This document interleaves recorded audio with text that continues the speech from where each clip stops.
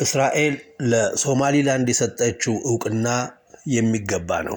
ዲሴምበር 26 2025 የእስራኤል መንግስት ለሶማሊላንድ የሰጠውን ዕውቅና በተመለከተ የሀገር ውስጥም ሆኑ የውጭ መገናኛ ብዙሃን ጉዳዩን በማንሳት የድጋፍም ሆነ የተቃውሞ ድምጽ ሲያስተናግዱ ከርመዋል።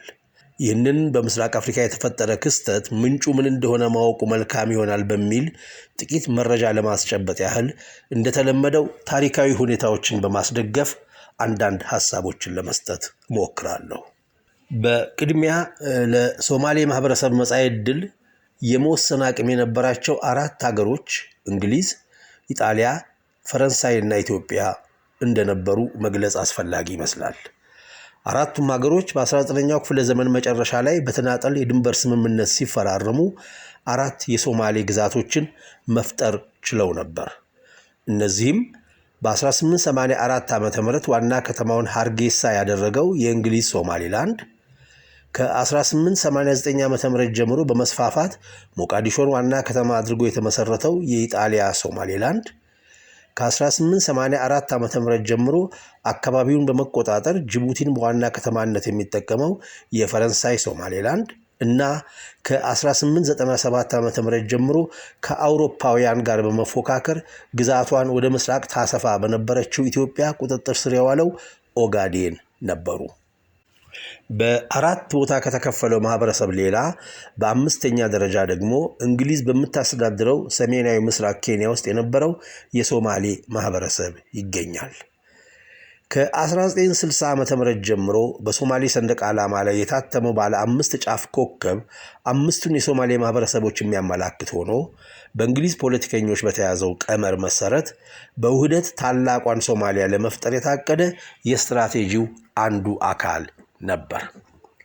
አሁን ጥቂት ወደ ኋላ እንሂድ።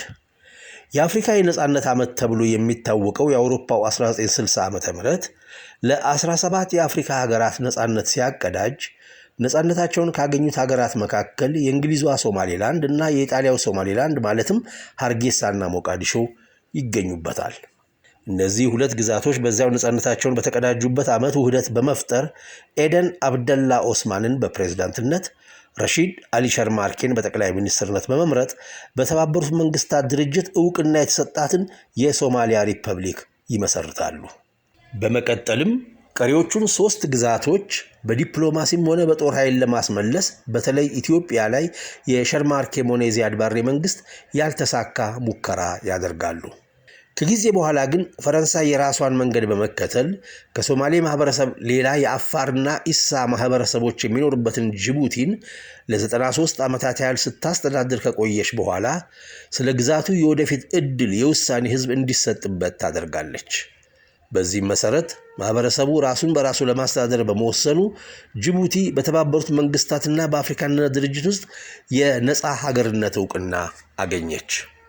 በኬንያ ውስጥ የነበረው የሶማሌ ማህበረሰብ ኬንያ እንደ አውሮፓ አቆጣጠር በ1963 ዓ.ም ነጻነቷን ካገኘች በኋላ በአመቱ የአፍሪካ ሀገራት ነጻ ሲወጡ የነበራቸው ወሰን ይጸናል የሚለውን የ1964ቱን የካይሮ የአፍሪካ አንድነት ድርጅት ውሳኔ በመቀበል ማህበረሰቡ የኬንያ አንድ አካል እንዲሆን ተወሰነ።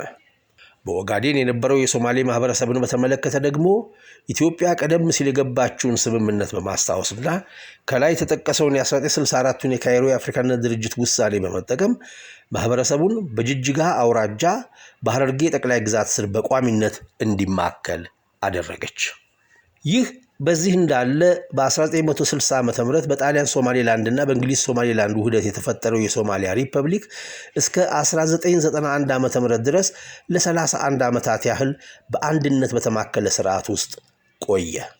ከዚሁ ውስጥ 22ቱን ዓመት በጀነራል መሐመድ ዚያድ ባሬ የተመራችው ሶማሊያ ዚያድ ባሬ ከስልጣን ሲባረሩ ሀገሪቱ በጦር መሪዎቿ አማካይነት በተፈጠረው አለመግባባት ወደ እርስ በርስ ጦርነት ትገባለች። ይህንን አጋጣሚ በመጠቀም ቀድሞውንም በቋፍ ላይ የነበረችው የእንግሊዝ ሶማሊላንድ የቀድሞ ግዛቷን አስከብራ መንግስት በማደራጀት ሃርጌሳን በዋና ከተማነት መስርታ ሀገር ሆና ብቅ አለች። ይቺው ዕውቅና ፈላጊ ሀገር በእንግሊዝ ከተያዘችበት ወቅት አንስቶ ከኢጣሊያ ሶማሌላንድ ጋር እስከ ተዋሃደችበት ጊዜ ድረስ ለ76 ዓመታት ያህል በእንግሊዝ ስር የቆየች ስትሆን ከዚያድ ባሬ መውደቅ በኋላ ደግሞ ለ35 ዓመታት ያህል ለብቻዋ ካለ ዕውቅና በሰላም ኖራለች።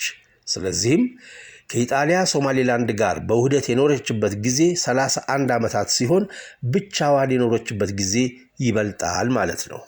የእንግሊዝ ሶማሌላንድ የነጻነት ጥያቄ የሚመነጨው ግን ከዓመታት አብሮ መኖርና ያለመኖር ልዩነት ሳይሆን ገና በ1960 ዓ.ም የሁለቱ ሶማሌላንድ ሀገራት ውህደት ሲጀመር ከነበረው የጣሊያን ሶማሌላንድ የበላይነት ጋር የተያያዘ ነበር።